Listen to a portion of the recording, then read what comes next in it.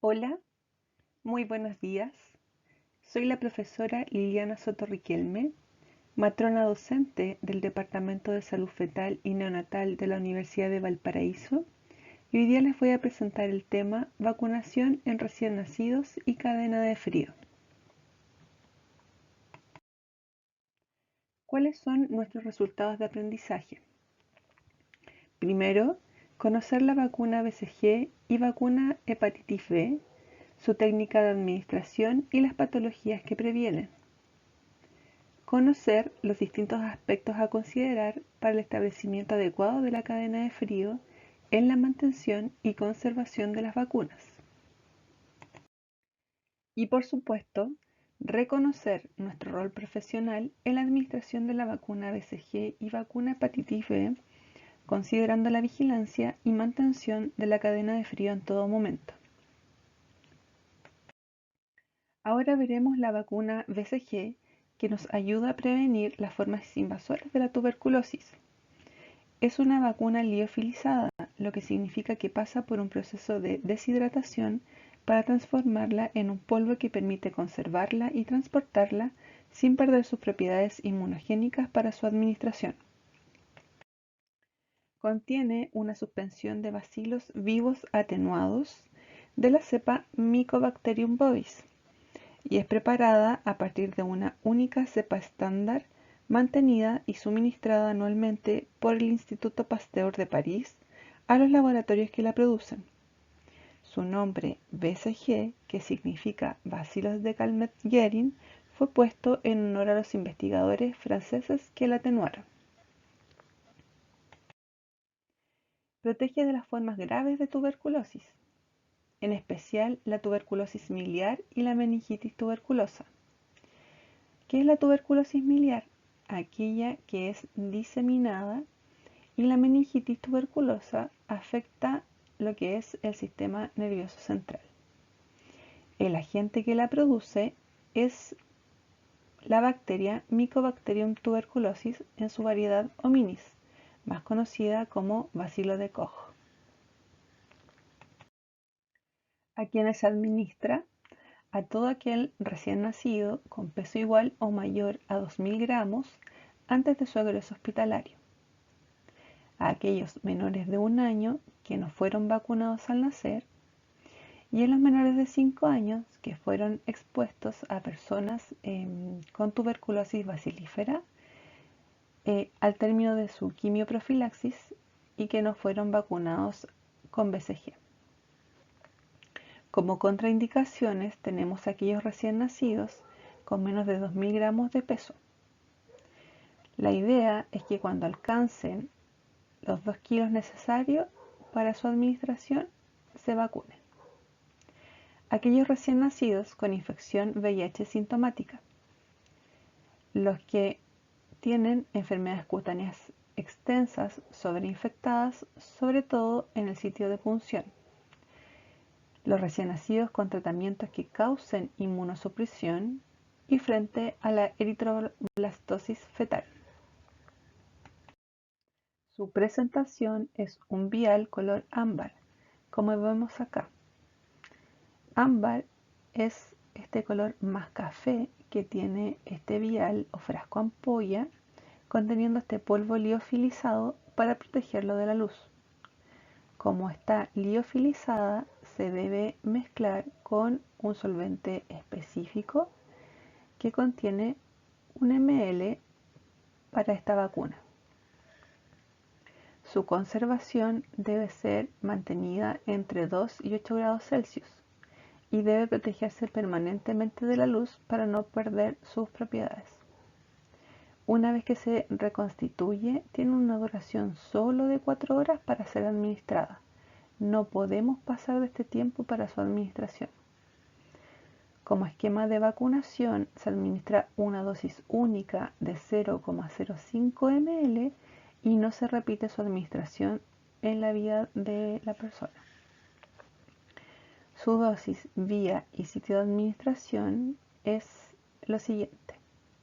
En menores de 12 meses, es decir, hasta los 11 meses 29 días, se administra 0,05 ml, y a partir de un año más 0,1 ml. Su administración es intradérmica sobre el músculo deltoides en el brazo izquierdo, que debe ser puesta en su tercio superior. Si bien en nuestro país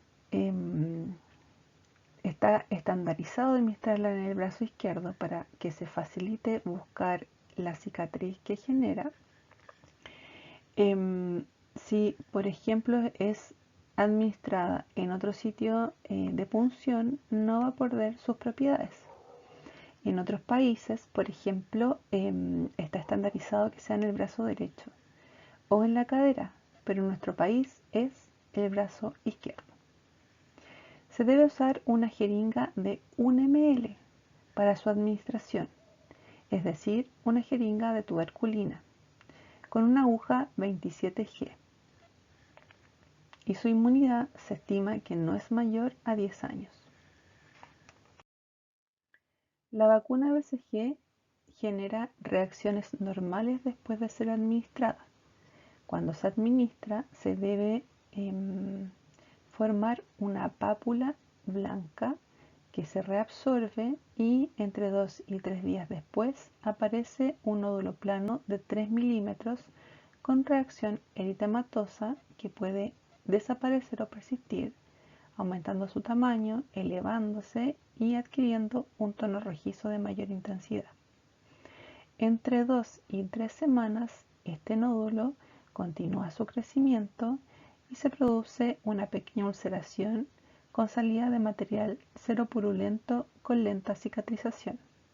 Tiene este aspecto como si estuviera infectada y como se ulcera genera una especie de herida que es normal y que más o menos a los 2 a 3 meses después genera esta cicatriz que es característica que tenemos en el brazo izquierdo, que es deprimida, ensacabocado, del tamaño de una lenteja, que primero es de color rojizo y luego es acrómica, es decir, toma el color de la piel.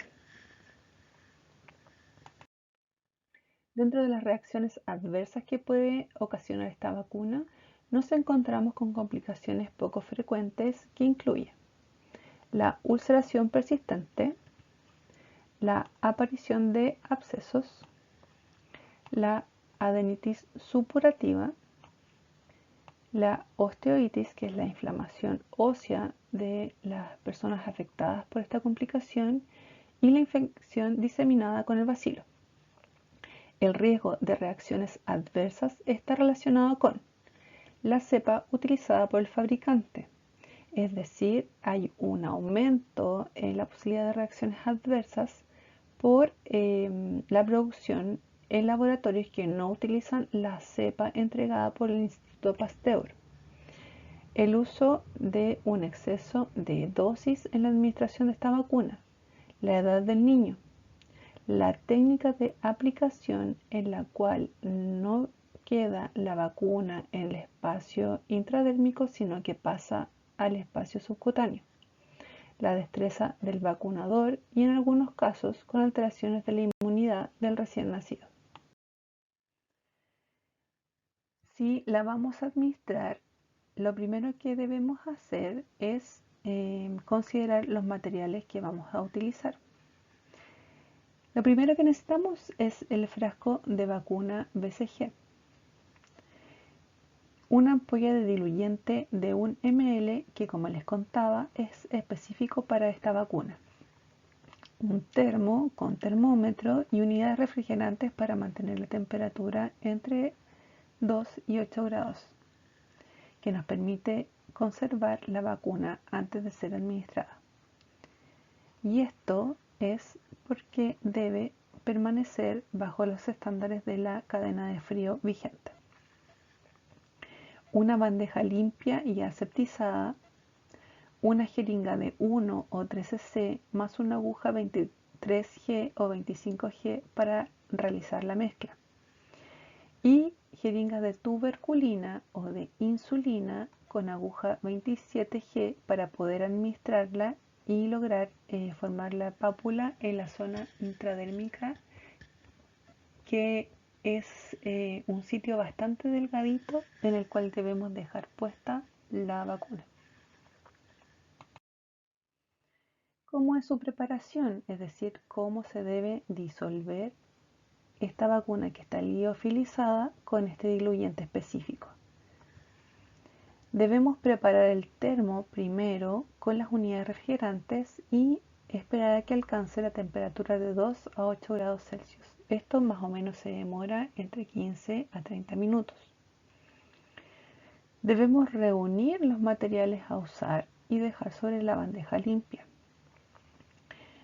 Habitualmente enviamos a nuestra TENS con este termo ya preparado para que vaya a buscar la vacuna al vacunatorio del hospital, clínica o CEFAM donde se administre. Una vez que la vacuna llegue a la unidad, debemos realizarnos un lavado de manos clínico. Debemos abrir este termo y verificar la temperatura que esté dentro del rango específico y sacamos el frasco ampolla o ampolla de diluyente y el de la vacuna BCG. Debemos revisar el nombre en ambas ampollas o en ambos viales y su fecha de vencimiento. Debemos unir la jeringa de 1,3 cc con esta aguja 23G o 25G, porque habitualmente, sobre todo la de 3 cc, viene unida a una aguja 21G. Debemos sacar la cubierta plástica de ambos frascos ampollas, como lo vemos acá, pero si es el frasco ampolla más el diluyente que es una ampolla, abrimos sacando la cubierta plástica y la otra ampolla se debe quebrar para poder acceder al medicamento, al diluyente, perdón, sin botar nada del contenido. Debemos aspirar el cc completo que trae la ampolla o el vial de diluyente y debemos inyectar este diluyente en el frasco ampolla de la vacuna BCG para que podamos realizar la mezcla y convertirla obviamente en un líquido que permite ser administrado. Debemos homogeneizar la mezcla, es decir, unir ambos componentes, tanto el diluyente con el polvo liofilizado, con movimientos suaves y retirar solamente la jeringa una vez que se realiza esta mezcla con la que se administra el diluyente en el vial de la vacuna y dejamos la aguja puesta en el vial. ¿Para qué? Para que podamos unir las jeringas de 1 cc sin aguja a esta aguja que queda puesto en el vial de la vacuna y cargamos para poder llegar a los 0,05 cc que debemos administrar. Y debemos considerar un pequeño excedente de lo que extraemos para que al realizar el cambio de aguja podamos ajustar dosis a estos 0,05 cc y evitemos que quede aire en el espacio muerto de la aguja. Y el número de jeringas a cargar tiene que estar de acuerdo al número de niños que debemos vacunar. Cada una de estas jeringas cargadas debemos dejarlas en el termo para mantener la cadena de frío. Y mientras estamos cargando y dejando estas jeringas en el termo, no lo debemos cerrar hasta terminar de cargar todas estas jeringas. ¿Por qué? Porque si por cada jeringa abrimos y cerramos el termo, lo que vamos a hacer es generar la entrada de aire caliente y nos va a llevar a perder la cadena de frío por aumento de temperatura. Una vez que terminemos de cargar, debemos rotular el termo cerrándolo y colocando en la tapa un aviso o un papelito indicando la hora de vencimiento de las dosis preparadas. Habitualmente colocamos la fecha, la hora en que se realizó la mezcla o de reconstitución y la hora en que se genera su vencimiento. Es decir, si yo extraigo el diluyente y lo administro, por ejemplo, a las 12 del día, mi hora de vencimiento van a ser las 16 horas. Entonces, antes de ese tiempo, debo tener todas las dosis administradas. Después de ese tiempo, la vacuna ya no me sirve. Una vez que el frasco ampolla de la vacuna esté vacío o hayamos extraído todas las dosis necesarias, aunque nos quede un poco de vacuna, que no es la idea, tenemos que tratar de aprovechar al máximo el cc que contiene este vial, debemos retirar esta aguja 23C o 25G del frasco ampolla y la debemos eliminar en el cortopunzante. Y el frasco ampolla debemos dejarlo en un contenedor especial porque como es una vacuna que contiene bacilos vivos atenuados, no se pueden diseminar. Debemos realizar un lavado clínico de manos según la norma y debemos registrar, como les decía, la hora de reconstitución, pero además el lote de la vacuna BCG. Estos datos en un cuaderno o libro especial donde llevemos los registros de cada vez que se va a buscar una vacuna. ¿Cómo se realiza su administración? Primero debemos confeccionar la lista de recién nacidos a vacunar, el total de ellos, y en este listado colocar el nombre del recién nacido y la ubicación, es decir, en qué cama y en qué unidad está este recién nacido, porque puede estar junto con su madre en la unidad de puerperio y puericultura o puede estar hospitalizado en neonatología, ya sea en cualquiera de las unidades que la componen. Por lo tanto, esto es muy importante de colocar, al igual que obviamente el nombre del recién nacido. Nos hacemos un lavado clínico de manos, informamos a la madre el procedimiento a realizar, abrimos el termo y verificamos la temperatura, que debe siempre permanecer entre 2 y 8 grados Celsius. Sacamos la jeringa que ya está previamente cargada con la vacuna. Corroboramos siempre la identificación del recién nacido leyendo el brazalete y contrastándolo siempre con el de la madre. Debemos posicionar al recién nacido. Habitualmente lo giramos hacia dejándolo apoyado en el brazo derecho y descubrimos su brazo izquierdo. Debemos estirar suavemente la piel en el sitio de punción, aunque a veces hay colegas que, por ejemplo, hacen un pliegue. En mi caso me facilita más hacer un pliegue que estirar la piel del sitio de punción, porque si la estiro, cuando lo he hecho, que fue al principio, cuando estaba aprendiendo esta técnica, traspasaba la aguja en la piel. Y cuando hice el pliegue logré realizar la pápula sin problema. Y 2 dedos bajo el acromion, que es esta unión. Colocamos los 2 dedos y debajo de nuestros 2 dedos, obviamente retirándolos, solamente como para ubicar la zona donde la debemos administrar. Introducimos la aguja con el bisel hacia arriba en forma paralela a la piel para conseguir llegar al espacio intradérmico.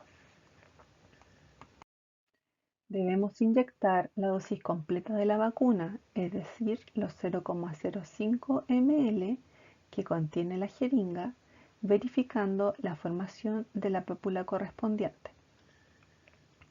Retiramos la aguja, pero primero giramos hacia abajo el bisel y luego la sacamos de la piel. Y esta aguja la debemos desechar en una caja de cortopunzantes y la jeringa en desechos especiales. Por lo mismo que les comentaba anteriormente, como es una bacteria viva atenuada, debemos evitar que una vez preparada el líquido caiga en superficies para no diseminarla. Debemos dejar cómodo al recién nacido y luego de la administración realizamos un lavado de manos clínico, educamos a la madre sobre las reacciones que genera la vacuna y los cuidados especiales que hay que tener con ella, sobre todo cuando genera esa especie como de espinilla que pareciera estar infectada. Inmediatamente después debemos registrar la fecha de la inmunización, el número de lote y quién fue la persona que administró en la ficha del recién nacido, en la epicrisis neonatal, en el carnet de alta, en la planilla de recién nacido inmediato y una vez que terminemos de vacunar a todos los recién nacidos, en el Registro Nacional de Inmunizaciones. ¿Cuáles son las precauciones que debemos tener con esta vacuna? El tapón de goma no debe ser limpiado con ningún antiséptico o jabón. Debemos usar una jeringa de 1 o 3 cc más una aguja de 23 G para aspirar todo el contenido que trae la ampolla o vial de disolvente, el cc completo, y transferir en su totalidad al vial de la vacuna. Esta jeringa es una jeringa adicional a la que vamos a utilizar para administrarlo, ¿ya? Porque si ocupamos una de las jeringas con las que vamos a administrar, como queda un poco de residuo del diluyente en la punta de la jeringa, al cargar la vacuna, esta va a quedar mucho más diluida. Por lo tanto, no estaríamos administrando la dosis que corresponde. No debemos utilizar otros disolventes, por ejemplo, abrir una ampolla de suero fisiológico o de agua destilada para disolver esta vacuna porque la podrían estropear y generar pérdida de su capacidad inmunogénica. Siempre debemos mover solo suavemente el vial de la vacuna para homogeneizar el liofilizado en forma completa, que no nos queden grumos ni nada por el estilo, es decir, que se una completamente el diluyente con la vacuna. Nunca debemos agitar, porque si no vamos a causar la destrucción en los bacilos que contiene. Cuando se extraiga en la jeringa de 1 cc, la suspensión de la vacuna, es decir, el líquido que extraemos debe ser homogéneo, ligeramente opaco e incoloro. De lo contrario, no lo debemos utilizar. Una vez reconstituida, la vacuna, como les mencionaba, debe usarse dentro de las siguientes 4 horas después de haber sido disuelta. Como tiene bacterias vivas y atenuadas, se debe inactivar y desechar. ¿Cómo la inactivamos? A través de incineración, quemando estos viales o por calor húmedo, mediante autoclave o una olla a presión o hacerlo hervir. Veamos ahora la vacuna antihepatitis B. La hepatitis B es una infección hepática grave causada por el virus de la hepatitis B. Su sigla es esta que vemos aquí, VHB en mayúscula. Los seres humanos son el único reservorio del virus de la hepatitis B, que se transmite por vía percutánea, es decir, usando jeringas de una persona infectada, reutilizándola, y por la exposición de las mucosas a sangre infectada y otros fluidos corporales, principalmente el semen y fluido vaginal, por lo que se considera una infección de transmisión sexual. Los hepatocitos, es decir, las células hepáticas, son el sitio primario para que este virus se replique. Su periodo de incubación es de 75 días en promedio, pero puede llevar 30 a 180 días su incubación. El virus de la hepatitis B es relativamente estable al calor, es decir, permanece infeccioso durante al menos una semana en el medio ambiente y es altamente infeccioso, pero es sensible a detergentes y disolventes que extraen los lípidos de su envoltura. A menos que se vacunen al nacer, la mayoría de los hijos de madres que son antígeno E de hepatitis B positivo serán infectados en forma crónica. La infección por virus hepatitis B reciente se caracteriza por la presencia en la sangre de antígeno de superficie de la hepatitis B e inmunoglobulina M contra el antígeno C de la hepatitis B. Durante la fase inicial de la infección, que es altamente replicativa, los pacientes también son seropositivos para antígeno E de la hepatitis B. La infección inicial puede ser asintomática o presentarse como una hepatitis aguda que da manifestaciones clínicas con o sin ictericia, que es la coloración amarilla de piel y mucosas por el aumento de bilirrubina en la sangre, o resultar en una hepatitis fulminante. La hepatitis B aguda se caracteriza por inflamación del hígado, por lo que puede ser palpado en forma clínica bajo la parrilla costal. La enfermedad fulminante rara vez se desarrolla en recién nacidos y niños, pero se presenta en 0,5 a 1% de los casos de adultos con hepatitis B aguda, con una tasa de letalidad entre el 20 y 33%, lo que es bastante alto. La hepatitis B crónica se define como una infección persistente por virus de hepatitis B, es decir, que puede ser diagnosticada, por así decirlo, por la presencia de antígeno de superficie de hepatitis B detectable en la sangre o en el suero durante más de 6 meses, con o sin replicación viral activa asociada y evidencia de lesión hepatocelular e inflamación. Las personas con infección crónica se encuentran en alto riesgo de desarrollar cirrosis hepática y carcinoma hepatocelular. Aquí vemos cómo se va afectando el hígado, pudiendo llegar a este carcinoma. Como objetivo general de su administración es proteger a la población de recién nacidos contra la infección por virus de hepatitis B a través de la inmunización. Como objetivos específicos tenemos vacunar a todos los recién nacidos que nacen en territorio nacional con una dosis de vacuna contra la hepatitis B. Y también prevenir la transmisión vertical de virus de hepatitis B a través de la inmunización del recién nacido. Tenemos indicaciones específicas para la población objetivo de esta vacuna. En el caso de embarazadas y puérperas, las debemos informar a través de controles prenatales, resaltando la importancia de la vacunación del recién nacido tanto con la vacuna hepatitis B como con la vacuna BCG, reforzando esta educación durante el alojamiento conjunto o entregándosela en las madres que visiten a su recién nacido en los servicios de neonatología. Para el recién nacido es administrar esta vacuna en la atención inmediata después del nacimiento o en las unidades de neonatología en el caso de que sea hospitalizado por alguna enfermedad, tanto establecimientos públicos como privados, donde se realice atención de trabajo de parto y parto durante las primeras 24 horas post-nacimiento. En aquellos pacientes menores de 2.000 gramos estables, podrán recibir la vacuna solamente bajo criterio médico.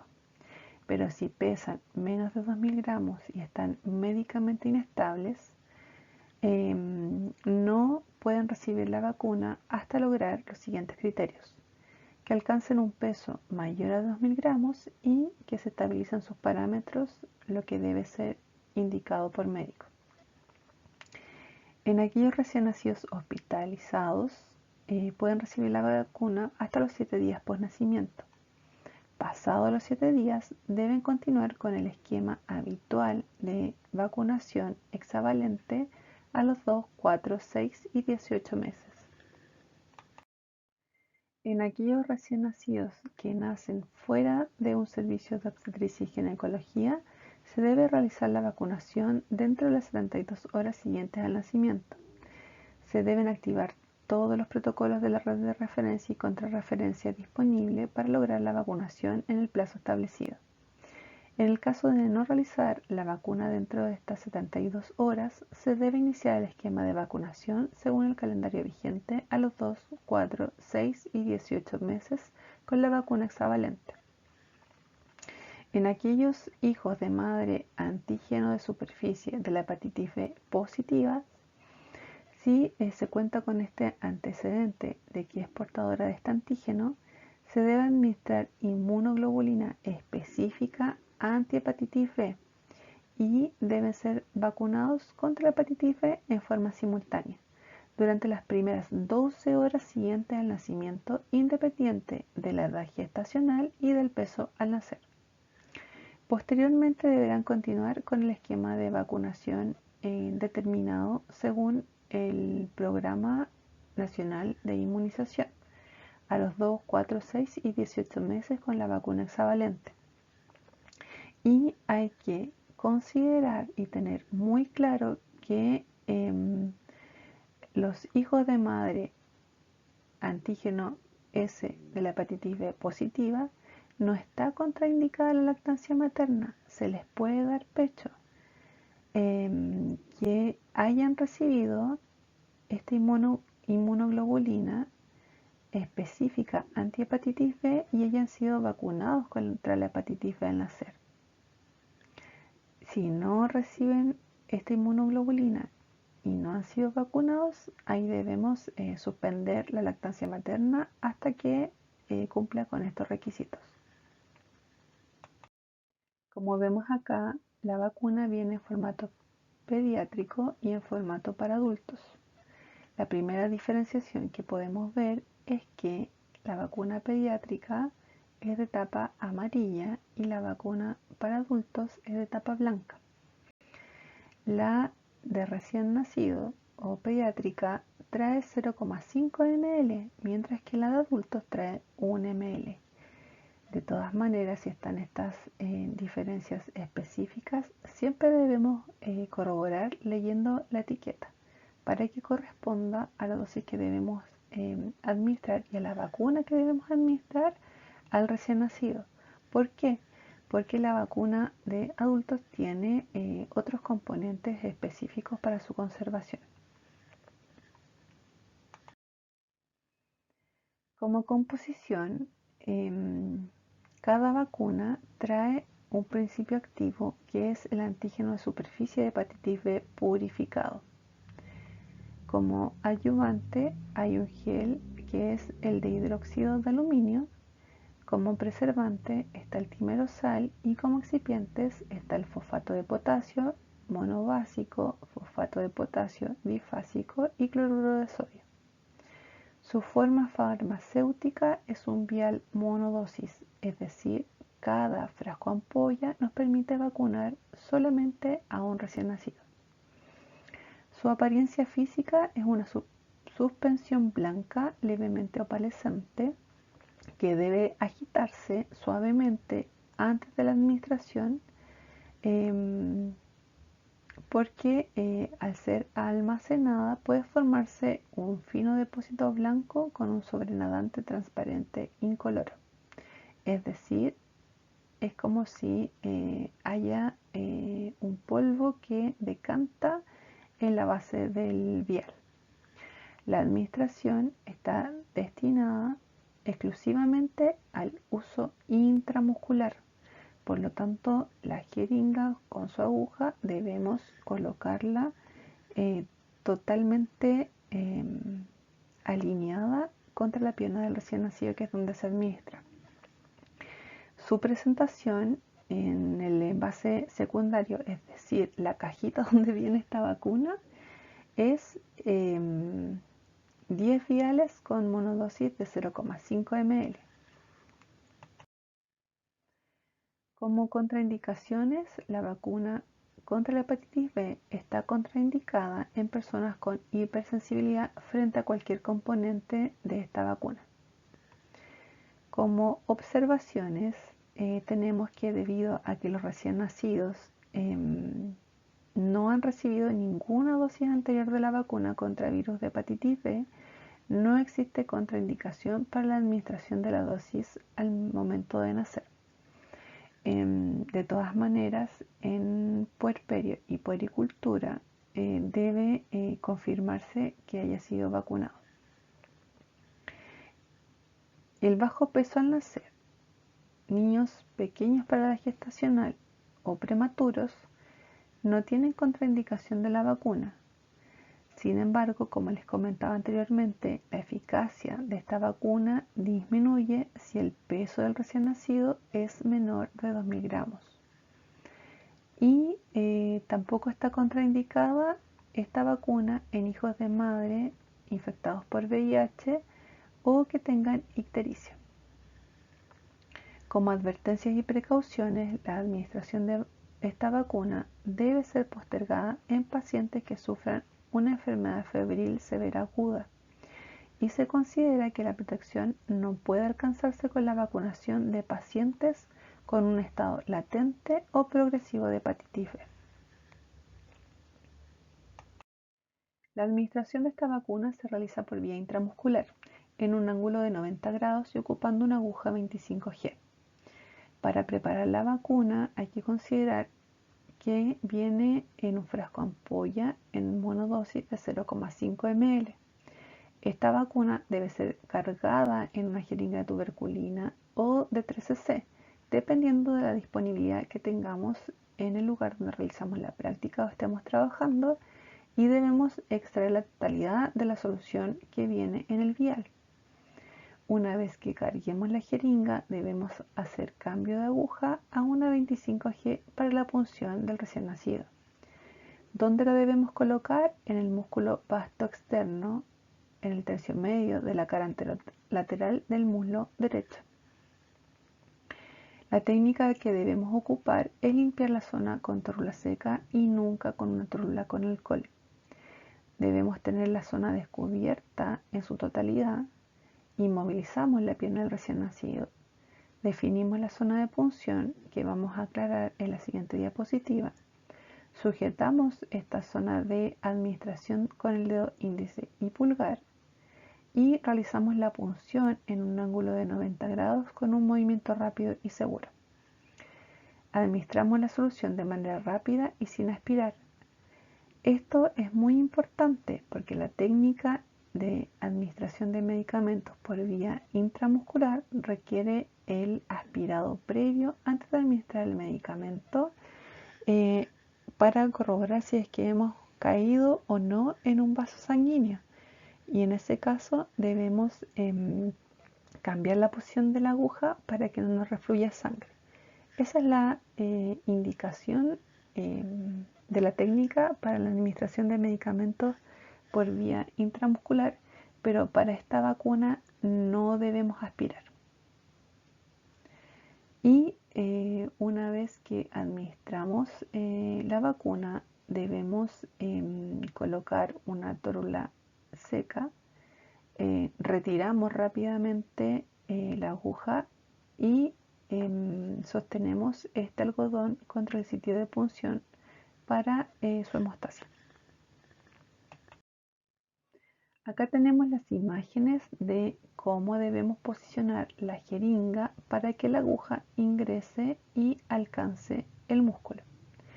Y esta es la zona de punción. Si ustedes se fijan, al doblar la pierna del recién nacido, vemos cómo se define muy bien el músculo.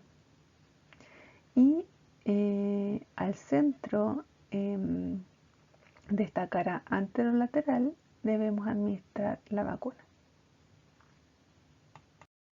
Como reacciones adversas a esta vacuna tenemos comunes y raras. Las comunes son reacciones locales como eritema, dolor, hinchazón o fiebre menor, que pueden ocurrir en raras ocasiones. Tenemos que tener en consideración que estos síntomas desaparecen en 2 días.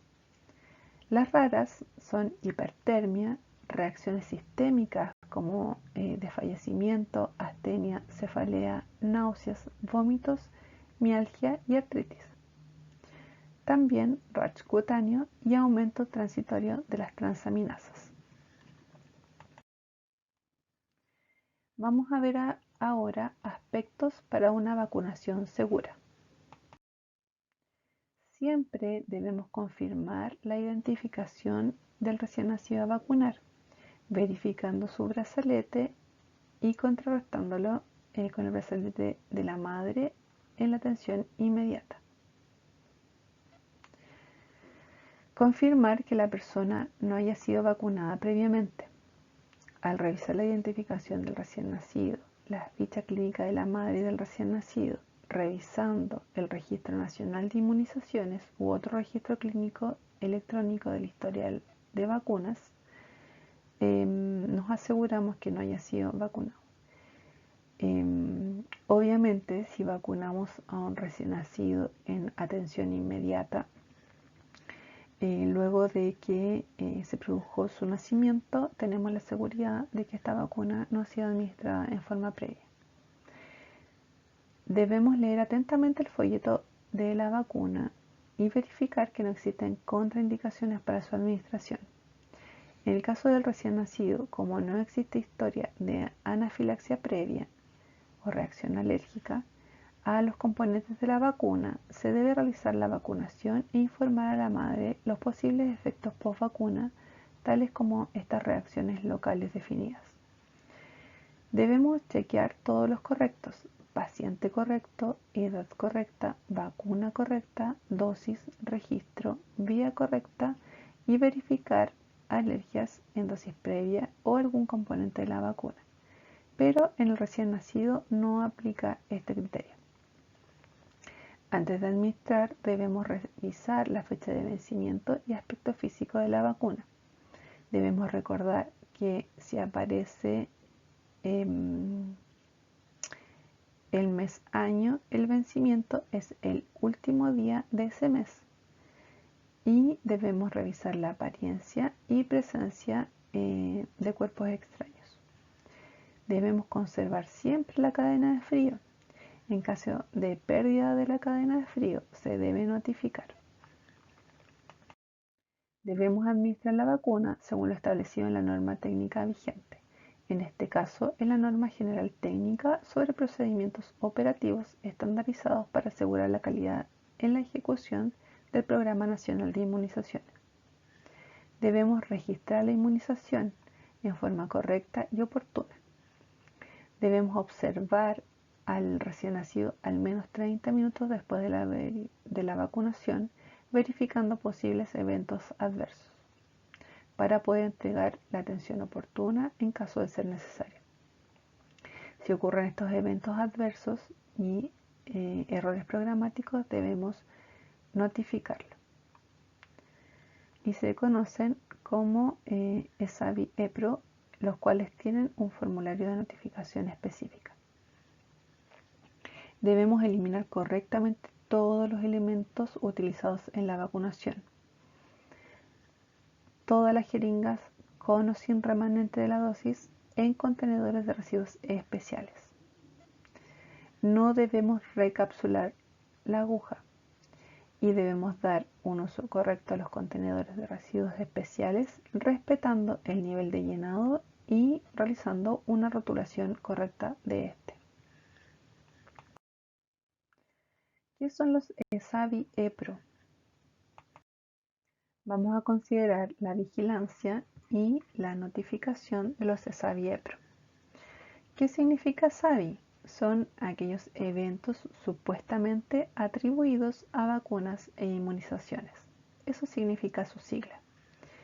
Y corresponde a las manifestaciones clínicas que se presentan después de la administración de la vacuna, en que se sospeche que fue ocasionado por ella y que no pueden ser atribuidos inicialmente a alguna patología específica, por lo cual esto se debe descartar para determinar que fue un ESAVI.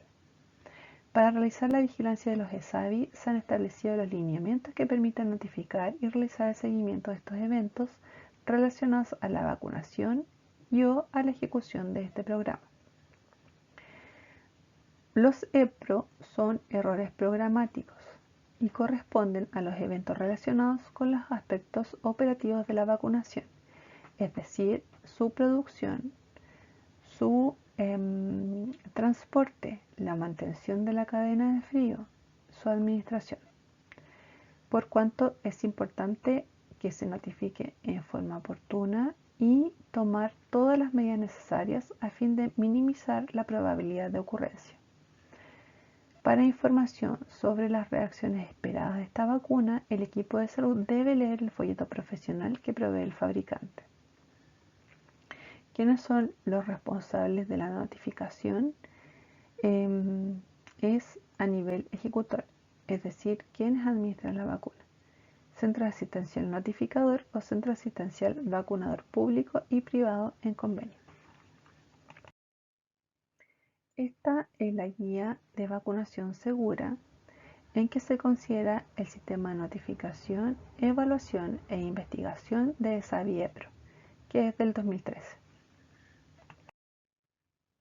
Veamos ahora cuál es el sistema de registro del Programa Nacional de Inmunizaciones para ingresar toda la administración de las distintas vacunas de este programa. Donde realizamos el registro de las vacunaciones en un sistema informático que se encuentra en red a nivel nacional. Este registro se realiza en el sistema de Registro Nacional de Inmunizaciones, en el módulo de recién nacidos, y debemos completar todos los campos de información que nos presenta este registro, verificando los datos personales del recién nacido, la comuna de residencia que entrega la madre y los cambios, actualizando esta información si es que corresponde. El registro debe ser caso a caso, es decir, cada una de las vacunaciones o cada uno de los recién nacidos, para especificar, debe ser ingresado a este sistema, lo que es de responsabilidad exclusiva del profesional o técnico que administra la vacuna. Si el registro por alguna razón es realizado por otra persona, la calidad y verificación de los datos sigue siendo de responsabilidad del vacunador. En general, el recién nacido no posee un RUT propio durante las primeras 24 horas, por lo que el registro de vacunación debe ser ingresado bajo el RUT de la madre.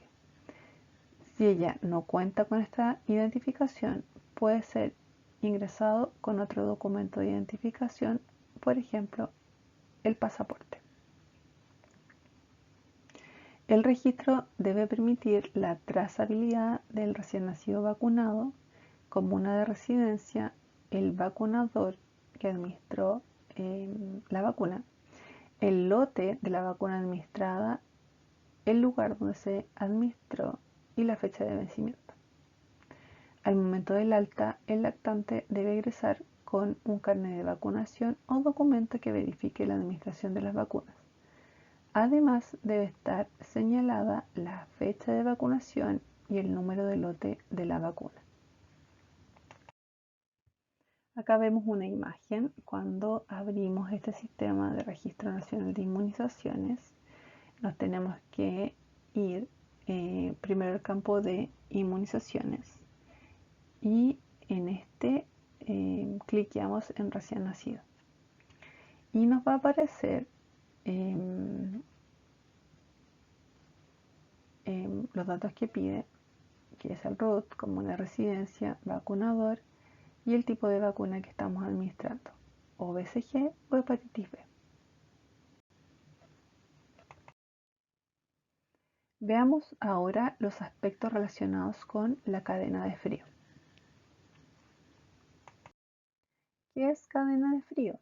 Es un sistema de conservación, manejo, transporte y distribución de las vacunas que asegura su adecuada conservación en condiciones de luz y temperatura que nos garantiza su inmunogenicidad desde la salida del laboratorio fabricante hasta su administración al paciente.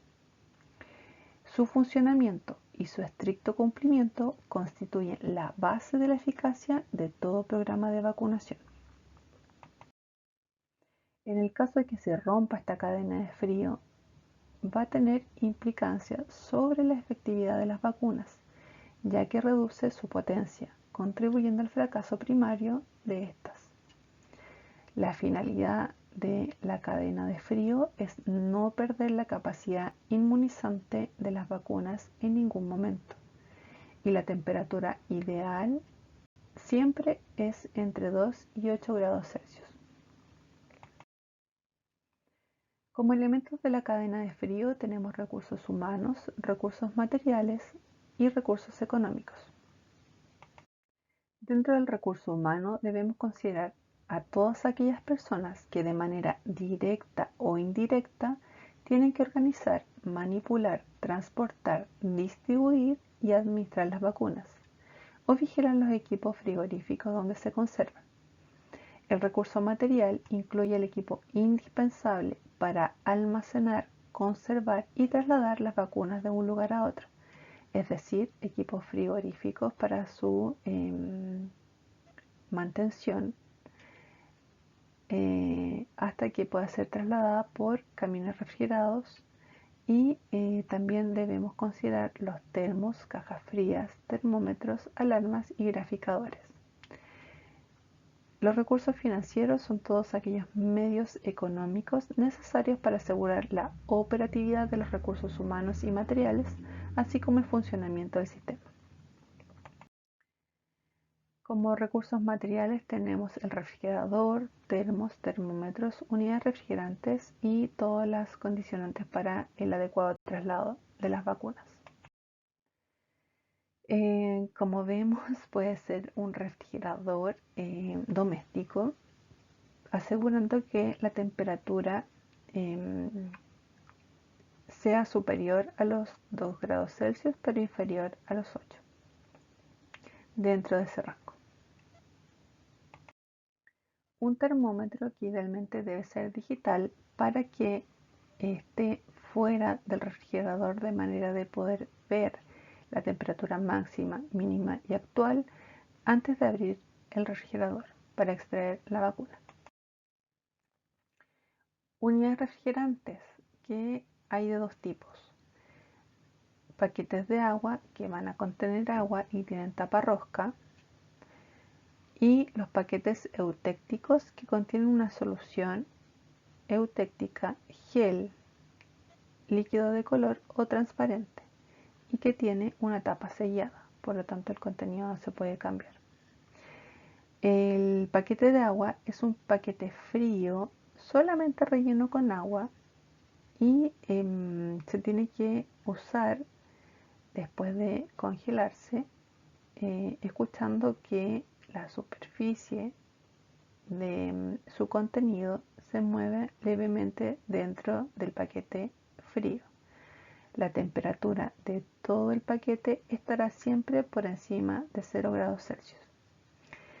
Un paquete frío eutéctico bien adecuado, aun cuando el líquido se mueva dentro de este paquete, la temperatura interna no es homogénea y puede estar por debajo de 0 grados, habitualmente en un rango de -4 a -7, lo que no nos permite tener de manera adecuada el rango de temperatura que necesitamos.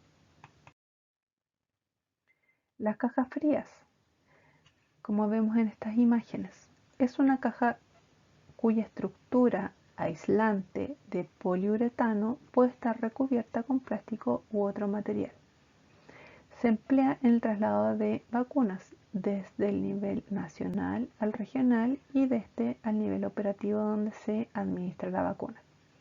Se utilizan también para conservar y transportar las vacunas entre 16 a 60 horas. Los termos, como vemos acá, son recipientes de pequeñas dimensiones fabricados con paredes aislantes. Es utilizado para el transporte de vacunas dentro del nivel operativo. Pueden mantener y conservar las vacunas por lapsos de 4 a 48 horas aproximadamente, siempre verificando que la temperatura sea mantenida entre 2 y 8 grados Celsius.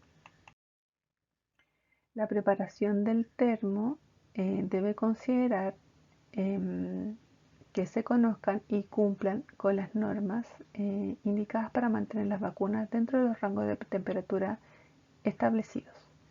Por lo tanto, se tiene que considerar la termoestabilidad de las vacunas definidas por fabricante, características de los termos, vida fría de los termos, preparación adecuada de las unidades refrigerantes, conocer los tipos de unidades refrigerantes y conocer los riesgos de la preparación inadecuada de estas unidades. Para la preparación del termo debemos considerar la cantidad de unidades refrigerantes que necesitamos para mantener la temperatura del termo entre 2 y 8 grados Celsius. Para eso las debemos extraer del congelador, colocar en agua o dejar a temperatura ambiente para que se salga la capa superior de hielo y podamos escuchar cómo se mueve el líquido o agua dentro de ella. Antes de colocar en el termo debemos secar en forma adecuada y se deben ubicar dentro del termo cubriendo todas las paredes, por lo tanto siempre hay que considerar una en su base. Acá tenemos un esquema de cómo se debe mantener ordenado el refrigerador para que podamos tener una temperatura estable dentro de este. ¿Qué consideraciones debemos tener? La manera adecuada de asegurar la temperatura interna de los refrigeradores utilizados para la conservación de las vacunas es organizarlo debidamente.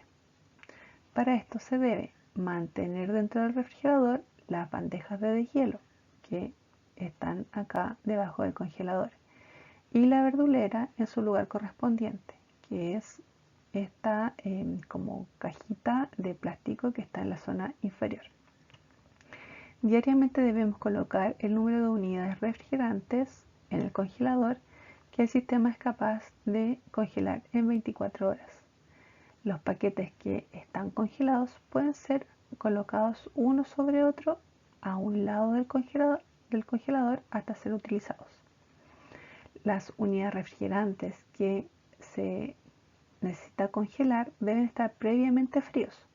Para eso deben permanecer dentro del refrigerador para que una vez que se necesite sean trasladadas al congelador.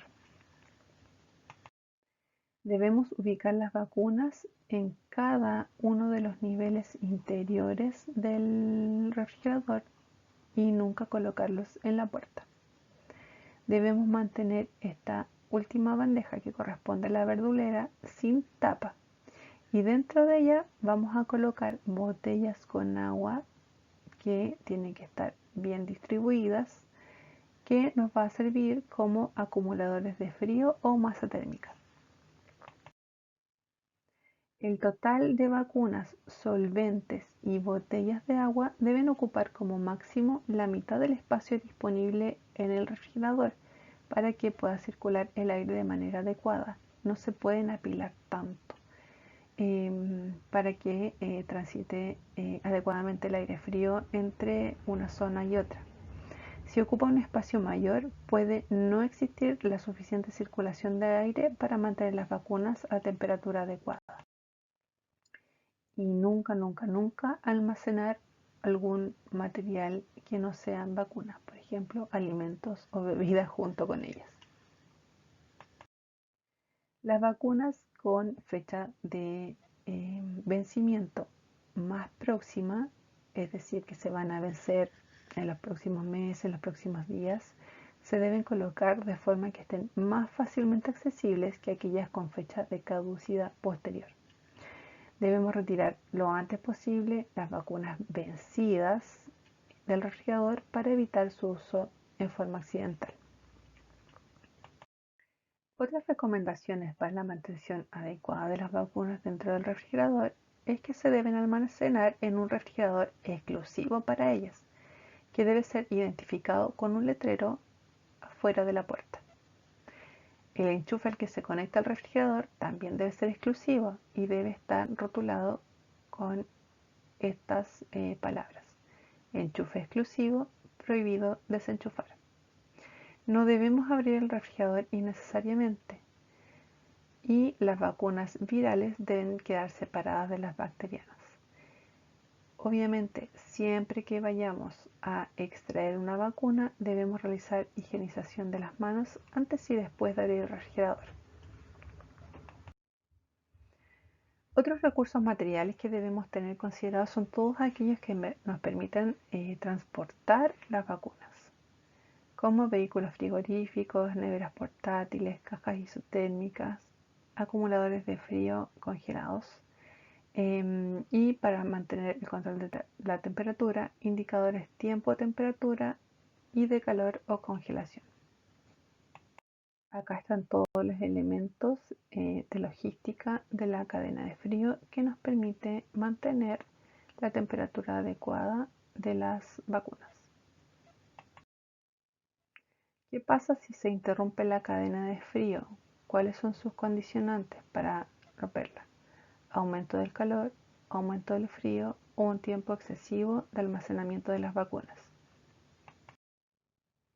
Si se interrumpe la cadena de frío, ya sea por el aumento de calor o frío que no nos permita mantener la estabilidad del rango de temperatura óptimo, algunas vacunas se pueden reutilizar o se deben eliminar, según los datos de termoestabilidad de los inmunógenos afectados.